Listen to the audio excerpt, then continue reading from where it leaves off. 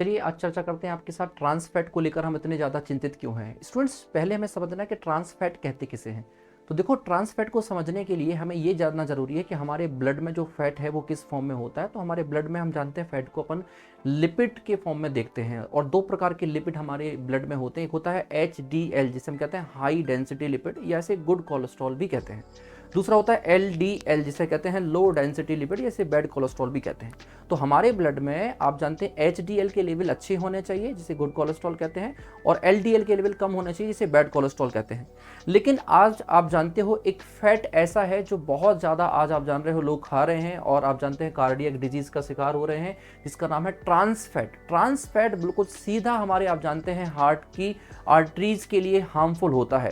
अब ये trans fat करता क्या है और इसका नाम ट्रांस फैट क्यों पड़ा, जरा ध्यान से सुनिएगा। हमारी बॉडी में, हमारे ब्लड में HDL ज़्यादा होना चाहिए, LDL कम होना चाहिए। लेकिन अगर आपकी बॉडी में ट्रांस फैट एंटर करता है तो ट्रांस फैट के एंटर होने से HDL जो ज़्यादा होना चाहिए उसके लेवल कम हो जाते हैं, और LDL जिसके लेवल कम होना चाहिए इसके लेवल बढ़ जाते हैं। मतलब ये मामला एकदम ट्रांसफॉर्म कर देता है, HDL को कम करके LDL को बढ़ा देता है, जिससे आप जानते हैं कि ये ट्रांस फैट हमारी जो होता है आर्टरीज में आप जानते हैं कोलेस्ट्रॉल के फॉर्म में क्या होता है, एकत्रित होने लगता है, और आप जानते हैं कार्डियक डिजीज का कारण बनता है। बहुत सारे मार्केट में आप जानते हैं डिब्बाबंद जो प्रोसेस्ड फूड मिल रहे हैं, प्रोसेस्ड फूड जो है हमारे ट्रांस फैट का एक वन ऑफ दी मेजर क्या होता है रीजन होता है। तो ट्रांस फैट जो है ये ज़्यादा तले गले खाने में, या एक ही चीज़ को बार बार तल के खाने से आप जानते हैं हमारी बॉडी में ट्रांस फैट एंटर कर जाते हैं। ये बहुत खतरनाक चीज़ होती है ट्रांस फैट।